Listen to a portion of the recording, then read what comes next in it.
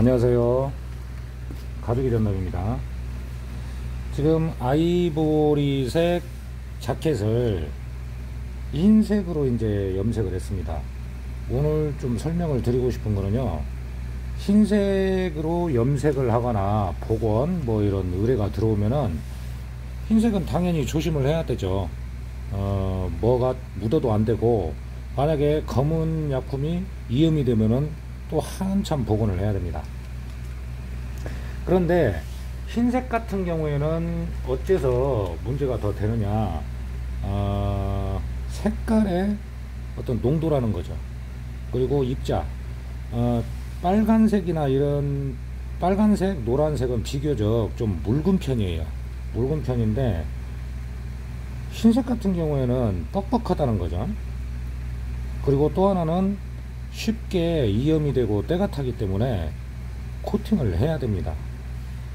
코팅을 안 해주면은 이 상태에서는 뭐 테이블에 스치기만 해도 금방 때가 묻죠. 그리고 가장 큰 문제는 갈라짐 현상이 생길 수 있습니다. 그렇기 때문에 코팅 마감을 해줘야 돼요.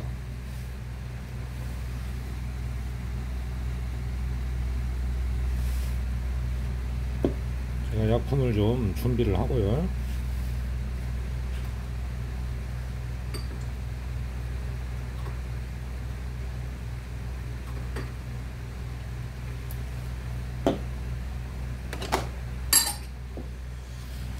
흰색은 좀 조심스럽죠. 그리고 흰색 자체로 복원을 의뢰하시는 경우는 좀 드물어요.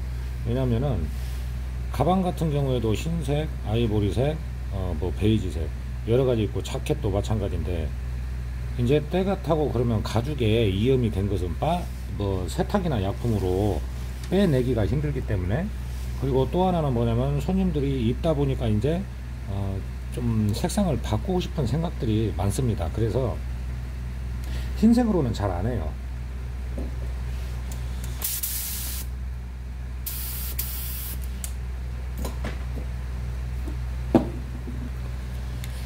그래도 이제 원래 느낌이 있기 때문에 흰색으로 복원을 했습니다. 이 마감이라는 것이 때가 좀 덜 타고, 뭐 예를 들어서 갑자기 소나기가 온다든가 그럴 때 좀 차단을 하는 그런 기능이 있다는 거죠. 그리고 이제 또 하나 아셔야 될 것은, 염색이나 가죽에 관련된 일을 하시는 분들은요, 빨간색으로 한다, 그거는 좀 고민을 하셔야 돼요. 빨간색 같은 경우는 묽기도 하지만 빨간색의 제품에 검은 이염이나 때를 덮으려면 어떻게 해야 되겠어요? 염색이 엄청 두꺼워야 하잖아요. 그러면 갈라짐 현상이 생긴다는 것이죠. 그렇기 때문에 특히나 빨간 계열이나 네이비 계열은 좀 상담을 좀 하셔야 된다, 그렇게 생각하시면 될 것 같아요.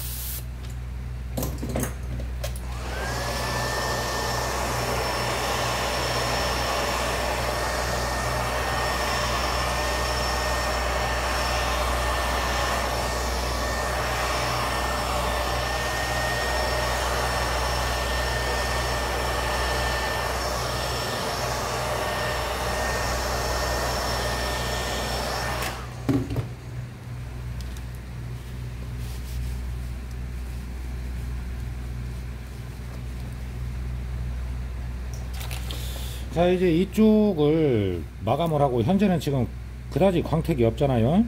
이쪽을 마감을 하고 다른 면하고 해서 비교를 해서 보여드리겠습니다.